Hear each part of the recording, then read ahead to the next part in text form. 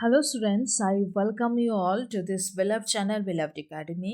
आज के इस वीडियो में हम आपके क्लास 12 साइकोलॉजी के जो चैप्टर 5 है थेराप्यूटिक अप्रोचेस, उसके रिव्यू क्वेश्चंस के आंसर्स को डिस्कस करने वाले हैं।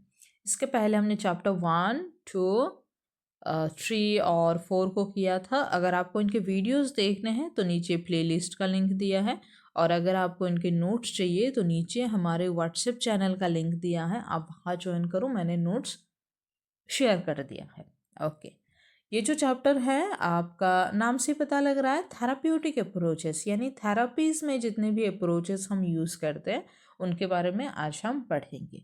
खैर, चैप्टर मैं उम्मीद करती हूँ आपने पहले पढ़ लिया है, क्योंकि मैंने तो इस चैनल पे चैप्टर को आपका कवर किया नहीं है इस सेशन में, मैं नेक्स्ट सेशन में करने वाली हूँ।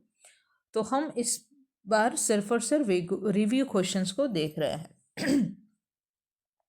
ये जो चैप्टर है फैक्ट बेस्ड है, अंडरस्टैंडिंग के ऊपर बेस्ड है। आपको थोड़ी बहुत कॉन्सेप्ट्स आने चाहिए और थोड़ी बहुत चीज़ें हैं जो आपको याद करने हैं, यानी रट्टा मारना है। बट आई वुड सजेस्ट कि आपको रट्टा एग्जैक्टली मारना नहीं है, आपको समझना है, और उसके लिए मैं तो हूँ ही। तो हमारा जो सबसे पहला क्वेश्चन है वो हमसे क्या पूछता है कि describe the nature and scope of psychotherapy, कि आप नेचर और स्कोप डिस्क्राइब करो साइकोथेरेपी के। और साइकोथेरेपी में एक कॉन्सेप्ट और आता है थेराप्यूटिक रिलेशनशिप्स, उसका क्या इम्पोर्टेंस है। Okay, nature and scope of psychotherapy में हम सबसे पहले देखेंगे कि साइकोथेरेपी है क्या। तो साइकोथेरेपी एक प्रोसेस है जहाँ पे a train therapist helps a person deal with emotional and mental problems. तो साइकोथेरेपी एक ऐसा प्रोसेस है जहाँ पे कोई एक ट्रेन थेरापिस्ट होते हैं, काउंसलर होते हैं, जो कि किसी भी पर्सन जिनको इमोशनल या मेंटल प्रॉब्लम है, मेंटल पेन है, कोई भी ट्रॉमा रिलेटेड इश्यूज हैं, उनसे डील करने में मदद करते हैं। ये और भी क्या करता है, it aims to reduce distress and improve wellbeing. Distress यानी नेगेटिव स्ट्रेस जो होता है उसको हम डिस्ट्रेस कहते हैं। इसके पहले चैप्टर में हमने पढ़ा हुआ है, और मैंने क्वेश्चन आंसर डिस्कस करते टाइम भी इसको डिस्कस किया है, आप देखना। और ओवरऑल वेलबींग, ओवरऑल जो आपकी लाइफस्टाइल है उसको भी इम्प्रूव करने में मदद करता है। और इसके साथ साथ psychotherapy can help with anxiety, depression, stress and other mental issues.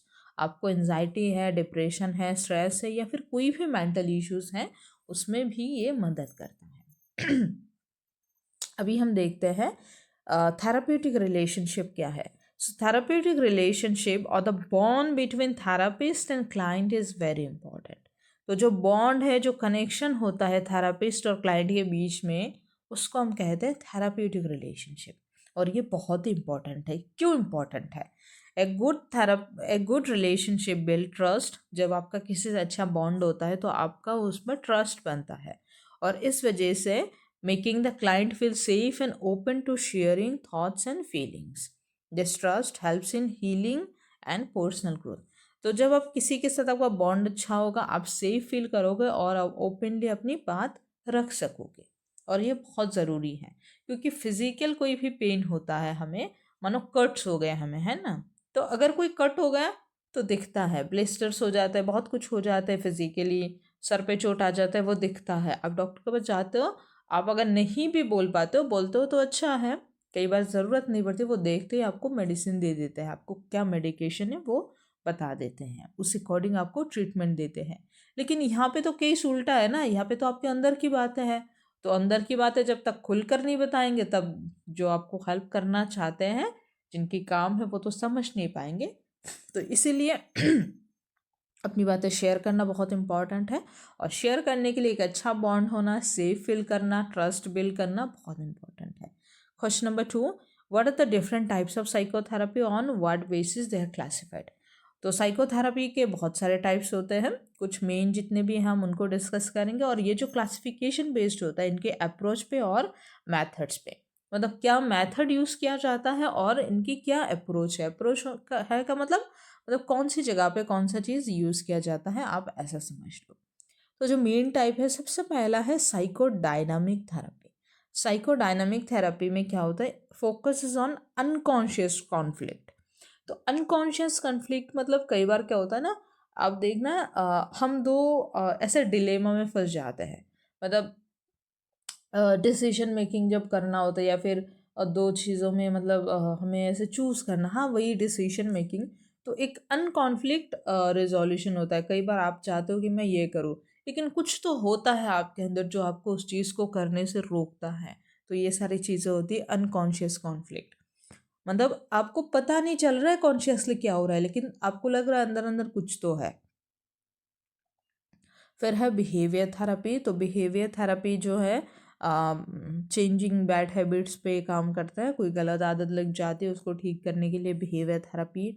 फिर कॉग्निटिव थेरेपी में help change negative thinking pattern. किसी का थिंकिंग पैटर्न एक जैसे मतलब सिमिलर नेगेटिव नेगेटिव पे चलता है तो उसको चेंज करने के लिए कॉग्निटिव थेरेपी। जैसे मानो कोई अगर मतलब रिपीटेडली 2 बार या 3 बार फेल हो गया, तो वो एक थिंकिंग पैटर्न बना लेता है कि शायद मैं फेलियर हूँ इसलिए मैं फेल हो जाता हूँ। तो ऐसी जगह पे कॉग्निटिव थेरेपी काम आएगी। और दूसरी है ह्यूमनिस्टिक थेरेपी। ह्यूमनिस्टिक थेरेपी जो है पर्सनल ग्रोथ के लिए काम आती है। पर्सनल ग्रोथ के टाइम पे हम इसको यूज़ करते हैं। So this therapies are classified based on how they view human behaviour and the techniques they use. तो वो क्या टेक्निक यूज़ करते हैं और ह्यूमन बिहेवियर को वो किस तरीके से देखते हैं, उस पर इनका क्लासिफिकेशन बेस्ड होता है। क्वेश्चन नंबर 3 हमसे पूछना चाह रहा है, a therapist ask the client to reveal all his her thoughts including early childhood experiences. Describe the technique and the type of therapy being used. तो यहाँ पे टेक्निक क्या हो जाता है और आपका जो टाइप है, कौन सी थेरेपी के टाइप हम इधर यूज़ कर रहे हैं उसको आप बताओ। So when a therapist asks a client to talk about their childhood experiences, hidden thoughts, it is called free association. जो टेक्निक है वो फ्री एसोसिएशन है। The technique is a part of psychoanalysis which helps uncover deep-rooted conflicts from the past that may be causing present problems. तो यहाँ पे जो technique है वो है फ्री एसोसिएशन, और ये साइको एनालिसिस का ही एक पार्ट है जो कि हेल्प करता है अनकवर डीप रूटेड कॉन्फ्लिक्ट।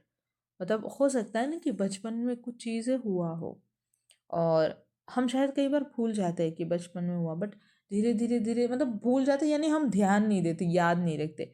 धीरे धीरे हम जब उस चीज़ों पे बात करते हैं तो कई बार निकल के आता है, अच्छा ऐसा हुआ था तभी शायद ऐसा हुआ था, मतलब ऐसा हम करते हैं। मानो बहुत ही एक सिंपल सा एग्जांपल दूँ, अगर आपको सुनना नहीं है और नेक्स्ट क्वेश्चन पे जाना है, आप थोड़े फास्ट फॉरवर्ड कर लो। मानो किसी के घर पे ना फादर ऐसे थे जो कि अल्कोहलिक थे। तो कोई बच्ची है, उस बच्ची ने बचपन में ऐसे देखा होगा कि पापा अल्कोहलिक थे, वो दारू पी के आके क्या क्या मतलब कांड करते थे घर पे, क्या क्या वो मतलब डिस्ट्रॉय करते थे, ख़राब चीज़ें करते थे, वो देखती थी। तो वो शायद बहुत बचपन में होता होगा, मतलब उतना नहीं वो मैच्योर हुई थी, बचपन में होता होगा।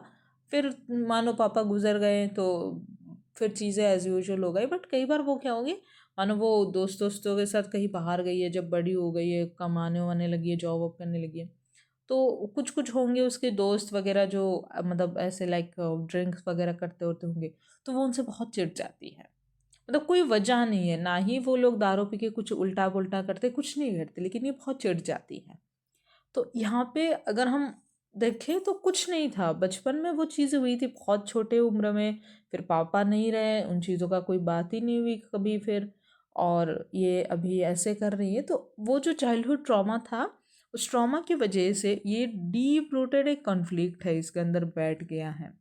तो ये सी मतलब ये नॉर्मल सा एक एग्जाम्पल था बस आपको समझाने के लिए।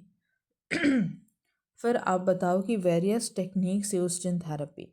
तो आप बताओ कि थेरेपी में, बिहेवियर थेरेपी में स्पेसिफिकली हमने देखा ना, बैड बिहेवियर पैटर्न को चेंज करने के लिए, बैड पैटर्न्स को चेंज करने के लिए हम बिहेवियर थेरेपी यूज़ करते हैं। तो उनमें क्या क्या टेक्निक्स यूज़ करते हैं वो आप बताओ। तो behaviour therapy help people change unhealthy behaviours, हमने देखा था। तो यहाँ पे जो कॉमन टेक्निक है, सबसे पहला है सिस्टमेटिक डिसेंसिटाइजेशन। इसका मतलब होता है ग्रेजुअली फेसिंग फियर्स, मतलब किसी को अगर डीप रूटेड चाइल्डहुड में या फिर बिहेवियर में कोई डर लगता रहता है कुछ चीज़ों से, तो धीरे धीरे उसको फेस करते हैं, फिर उसको पूरा एकदम जड़ से निकाल के फेंकते हैं। फिर है टोकन इकोनॉमी। टोकन इकोनॉमी में क्या होता है, रिवार्डिंग गुड बिहेवियर। अगर बैड से आपको गुड पे जाना है, तो जब आप थोड़ा सा गुड करते हो तो आपको एक रिवार्ड दिया जाता है ना। ये ऐसे सिंबल बनाना था मुझे, कुछ ट्रॉफी वॉफी का बना नहीं ऐसे इसे कुछ। फिर है एवर्शन थेरेपी। तो एवर्शन थेरेपी में क्या होता है, association bad habits with unpleasant experiences. तो यहाँ पे क्या होता है कि आप अनप्लीजेंट एक्सपीरियंस के साथ बैड बिहेवियर को लिंक कर देते हो, ताकि वो इंसान में ये लगा रहे कि इससे जो एक्सपीरियंस मुझे मिलता है वो बहुत ही ख़राब होता है।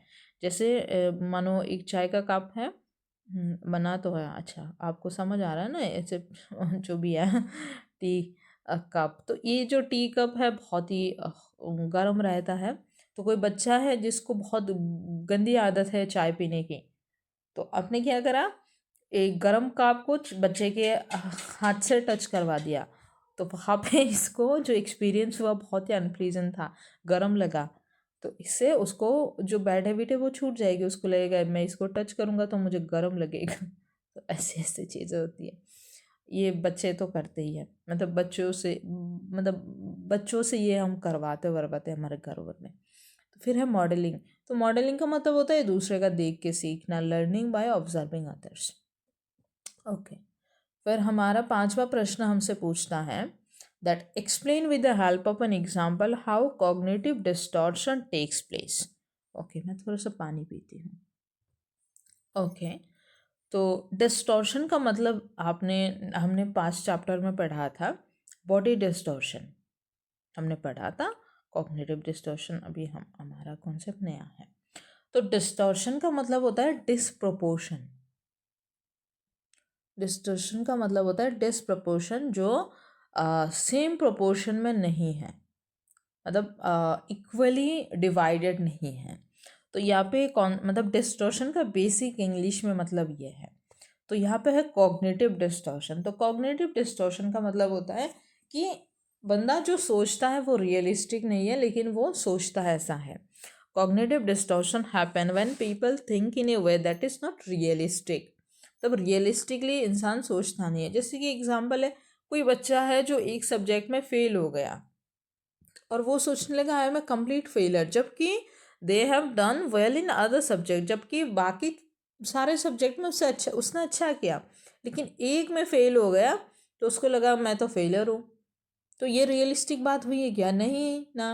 मतलब हर किसी का हर चीज़ अच्छा नहीं होता है, मतलब कुछ चीज़ें स्ट्रांग नहीं होती है, कुछ चीज़ें बहुत स्ट्रांग होती है। जैसे मैं अगर अपनी बात करूँ, मेरी जो थ्योरी वाले चीज़ें हैं बहुत स्ट्रांग हैं, और मैथ्स में मेरा नंबर उतना अच्छा नहीं होता था, हालांकि मैं फेल नहीं हुई बट होता था।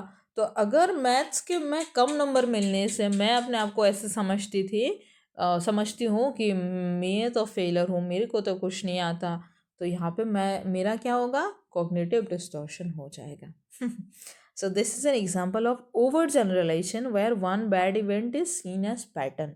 तो ये जो केस होता है कॉग्निटिव डिस्टॉर्शन में, ओवर जनरलाइजेशन हो जाता है, हम उसको ज़्यादा ही जनरलाइज कर देते हैं, मतलब एक में फेल है मतलब फेल ही है, जबकि ऐसा नहीं होता है।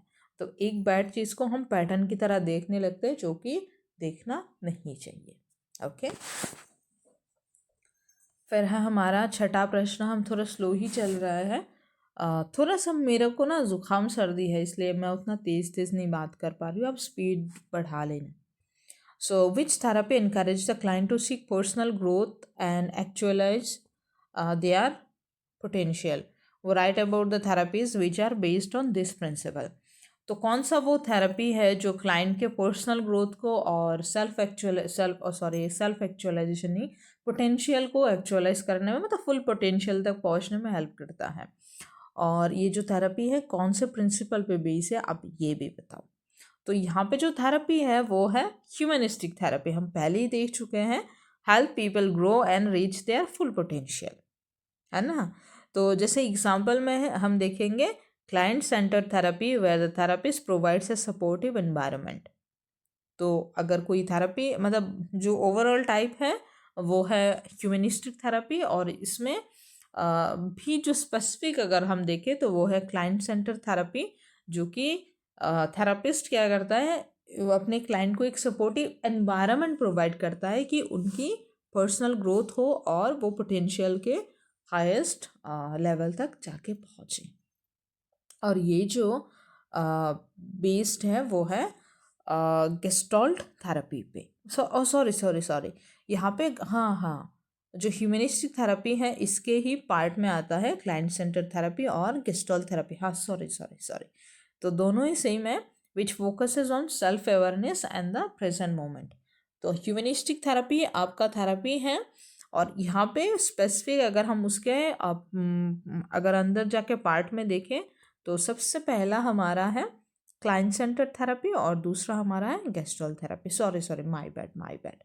ओके, तो यहाँ पे जो प्रिंसिपल है वही है कि मतलब क्लाइंट के भलाई हम देखते हैं, क्लाइंट के वेलबींग को हम देखते हैं, उनके पोटेंशियल को देखते हैं, पर्सनल ग्रोथ को देखते हैं। यही है जो प्रिंसिपल, ये शायद यहाँ पे मेंशन नहीं करा था मैंने। Okay, I am so sorry. Then आता है हमारा क्वेश्चन नंबर 7। क्वेश्चन नंबर 7 हमसे पूछता है that what are the factors that contribute to healing in psychotherapy? Enumerate some of alternative therapies. तो कौन से वो थेरेपीज़ हैं जो कि हीलिंग में हेल्प करते हैं, कौन से वो फैक्टर्स हैं।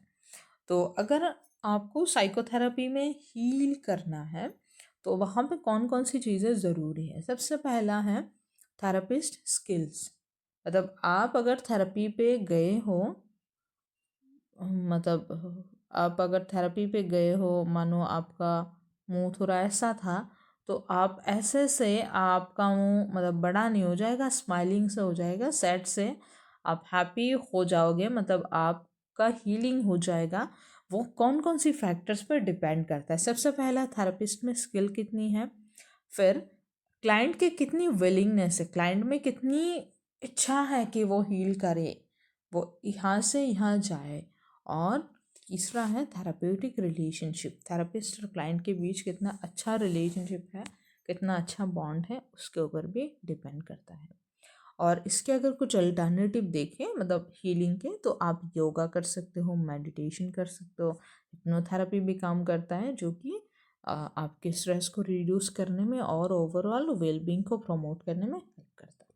ओके, क्वेश्चन नंबर 8 हमसे पूछता है what are the techniques used in rehabilitation of mentally ill. कोई मेंटली इल है तो उसको रिहैबिलिटेशन में हम कौन कौन सी टेक्निक यूज़ करते हैं। तो यहाँ पे जो हम टेक्निक यूज़ करते हैं वो सबसे पहला है medication and therapy to manage symptoms. उसको शुरू में सिम्टम्स आएंगे तो उनको मैनेज करने में हम मेडिकेशन यानी मेडिसिन देते हैं और थेरेपी यूज़ करते हैं। फिर है सोशल स्किल ट्रेनिंग, मतलब उसको जैसे जो ऐसे एडिक्ट्स वगैरह होते हैं मेंटली इल, वो ज़्यादातर अकेले रहते हैं, तो हम उनको सोशल स्किल की ट्रेनिंग देते हैं कि लोगों से इंटरेक्ट करने के कैसे करना है, उठना बैठना कैसे है, बातें कैसे करनी है। और वोकेशनल ट्रेनिंग देते हैं to help them work can be independent community support programmes for long term care. और उनको ट्रेनिंग दी जाती है बहुत सारे काम करने के, और उनको कम्युनिटी सपोर्ट भी दिया जाता है, मतलब उनको एक कम्युनिटी में रखा जाता है ताकि वो आसपास के लोगों से बात करे, लोगों से मिले जुले और अपना जो हीलिंग है वो बहुत ही जल्दी कर पाए।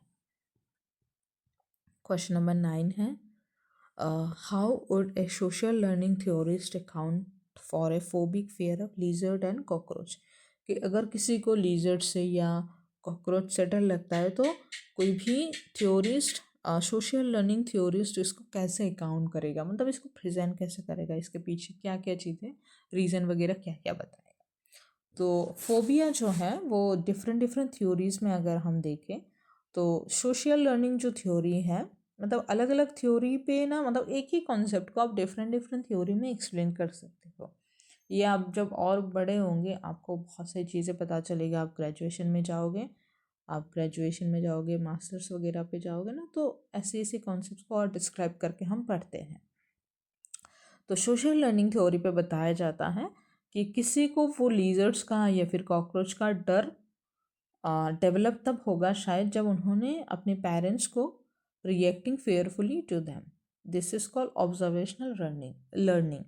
तो सोशल लर्निंग थ्योरी में कहते हैं कि किसी ने अगर अपने पेरेंट्स को लिजर्ड्स वगैरह या कॉकरोच से डरते हुए देखा है तो शायद उनमें वो फेयर डेवलप हो, उनको कहेंगे ऑब्जर्वेशनल लर्निंग। तो वो ऑब्जर्व करा जो इन्होंने, जो वो उन्होंने सीखा। माँ बाप जो करते हैं वो बच्चे उनको इमिटेट करते हैं, मिमिक करते हैं। और दूसरा अगर साइको एनालिटिक थ्योरी में देखेंगे तो वो हो सकता है चाइल्डहुड है किसी रिप्रेस्ड चाइल्डहुड फेयर और अनरिजॉल्व कॉन्फ्लिक्ट। तो बचपन में किसी अनरिजॉल्व फेयर से वो डर, वो फोबिया उनमें हो सकता है। मतलब हो सकता है कि मानो लीजर्ड ने किसी को मतलब किसी के ऊपर गिर गया तो वो डर गया, एकदम बहुत ज़्यादा डर गया, बस डरा हुआ है, ठीक है, उसके बाद उस पर बात नहीं, बट उसके मन में वो डर बैठ गया है। तो इससे, और वो चीज़ अनरिजॉल्व रह गई है तो इससे वो डर रहता है। जैसे मेरे साथ है, मैं मतलब अभी तो खैर उतना डरती नहीं हूँ। मोस्टली मैं डॉग से मुझे बहुत डर लगता था, कुत्तों से मुझे बहुत डर लगता था। मतलब मेरा जो मामा का घर है वो ज़्यादा दूर नहीं है, तो वहाँ से मैं एक बार टिफ़िन में से खाना लेके आ रही थी। तो खाने में था मतलब चिकन करी था खाने में। तो चिकन करी से तो वो स्मेल आता रहता है, और वो जो डॉग है उसको पता चल गया, वो मेरे पीछे पीछे पीछे पीछे आ रहा था और उसने मेरे को काट भी लिया था, ऐसे था इस पे। तो वहाँ से मुझे कुत्तों से थोड़ा बहुत डर लगता रहता है। मतलब ऐसे लगता है कि काटेगा, शायद पीछे से आ रहा होता है, कहीं से आ रहा होता है, मुझे देख के अगर पास आ रहा होता है। खैर अभी थोड़ा थोड़ा कम हो गया है, लेकिन वो है अभी भी। तो ये जो मेरा ये है, ये मेरा साइको एनालिटिक थ्योरी पे बेस्ड जो फोबिया है ये मेरे को है। ओके, अभी question number 10, should electro convulsive therapy ECT be used in treatment of mental disorder. तो यहाँ पे इलेक्ट्रिक शॉक दिया जाता है, तो क्या यह थेरेपी में या फिर मेंटल डिसऑर्डर को ट्रीट करने में यूज़ करना चाहिए कि नहीं।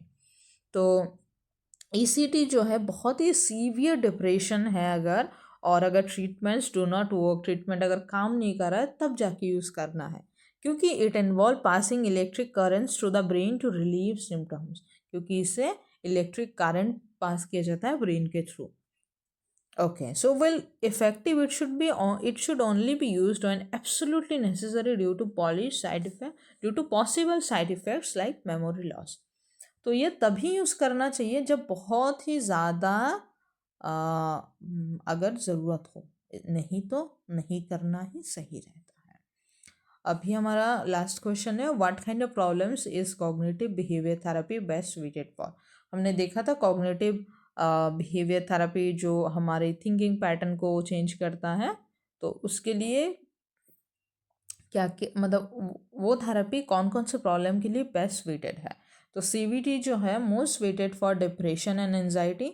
डिप्रेशन अगर है, एनजाइटी अगर है, तो उसके लिए मोस्ट सुइटेड है, क्योंकि इससे निगेटिव थॉट पैटर्न जो है वो चेंज होते हैं। ओके, फिर है फोबियाज एंड ओसीडी, किसी को फोबिया है और ओसीडी अगर है तो हेल्पिंग पीपल फील्स फेयर्स, डर से सामना करना सिखाती है। एंड एडिक्शन, तो एडिक्शन भी हैबिट है, तो हैबिट वो कहाँ से आती है, यहाँ पे दो चीज़ें आएंगी, एक बिहेवियर थेरेपी भी आएगा और एक कॉग्निटिव थेरेपी, दोनों मिक्स हो जाएगा। क्योंकि इंसान के कॉग्निटिव में थिंकिंग पैटर्न में रहता है कि मेरे को ये चीज़ चाहिए, और वहाँ से उस चीज़ को हासिल करने के लिए इसके बिहेवियर पैटर्न में वो चीज़ें आती है, तो दोनों ही चीज़ें आएंगी। लेकिन आप कॉग्निटिव मतलब में भी ये आएगा, मतलब बिहेवियर का भी अगर बताए तो आप ये बता सकते हो। और फिर है ईटिंग डिसऑर्डर, तो improving self image and behaviour, ये दोनों में भी ये काम आएगा। तो ईटिंग डिसऑर्डर में भी काम आता है आपके, आप ज़्यादा खाओगे तो ओवरईट करोगे, आप ओबेसिटी आप फेस करोगे, ऐसी ऐसी चीज़ों से आपको ये छुटकारा दे देगा। Okay, so that is all. आज मैं थोड़ी सी लो साउंड कर रही होंगी क्योंकि मेरा थोड़ा सर्दी ज़ुकाम है, थोड़ा सा तबीयत ख़राब है। और अगर इसके अलावा आपको नोट्स और इम्पॉर्टेंट क्वेश्चन वगैरह चाहिए, अपडेट्स, तो आप नीचे डिस्क्रिप्शन में लिंक है, व्हाट्सएप चैनल ज्वाइन करो। और अगर मेरे साथ पर्सनली टच में रहना चाहते हो तो ये रहा मेरा इंस्टा ID, साथ में ऐसे बिलव्ड एकेडमी करके भी लिखा होगा, आप वो भी देख के पहचान जाओगे। So that's all, thank you so much. कुछ भी और चाहिए तो कमेंट करो, बताओ। अभी मतलब फ़िलहाल के लिए इतना ही। खुश रहो और पढ़ाई करो जम के। That's all.